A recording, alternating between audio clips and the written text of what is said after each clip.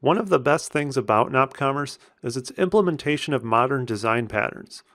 Now, understanding all of these methodologies in depth is not crucial for this course, but it will give you a deeper understanding of Nopcommerce and really help you to navigate the source code better. Because MVC is the framework of choice for Nopcommerce, we can expect a proper separation of concerns, flexibility, and scalability. Now, as is common with MVC, Nopcommerce features a tiered architecture, meaning there's a separation of responsibilities between the layers of the application. So we have a data layer, a services layer for complex logic, a domain layer for business objects, and so on. Nopcommerce makes heavy use of dependency injection to make sure all of these layers and classes are loosely coupled. Nop also implements a generic repository pattern that allows instant access to create, read, update, and delete actions for custom content types, removing the need to write all this code for these operations over and over.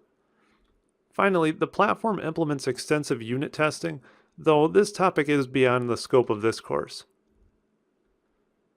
These patterns are implemented through the great stack of technologies seen here. The foundation of the platform is, of course, ASP.NET MVC and SQL Server. Entity Framework handles mapping our data access to and from the database, while AutoFact takes care of dependency injection. Nopcommerce also depends on a few core library projects that implement the design patterns we discussed.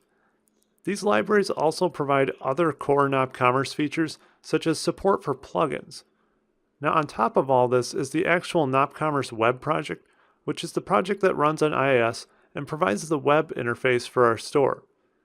Let's look at the top half of this stack in more detail by examining the Nopcommerce Visual Studio solution.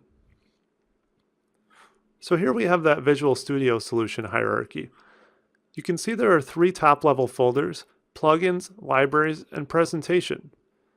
The plugins folder contains all of the plugin projects that Nopcommerce ships with, as well as any custom plugins that we add. Next, we have the libraries folder, which contains three class library projects that offer most of the underlying infrastructure for the platform.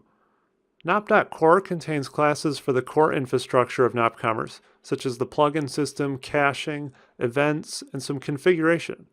Nop.data contains all of our Entity Framework data mapping and context classes, and Nopcommerce relies on Entity Framework's Fluent API rather than data annotations, and we'll look a little bit more at that later.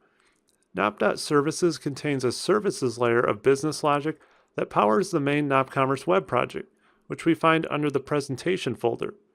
Here we have all the code and related projects to provide the web interface for users and admins. The Nop.web.framework project features common components that are shared between the admin and the front-end projects.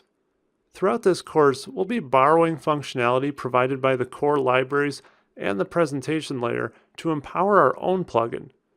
Now that we've seen the general layout of the larger Visual Studio solution, let's actually download Nopcommerce and learn how to install it.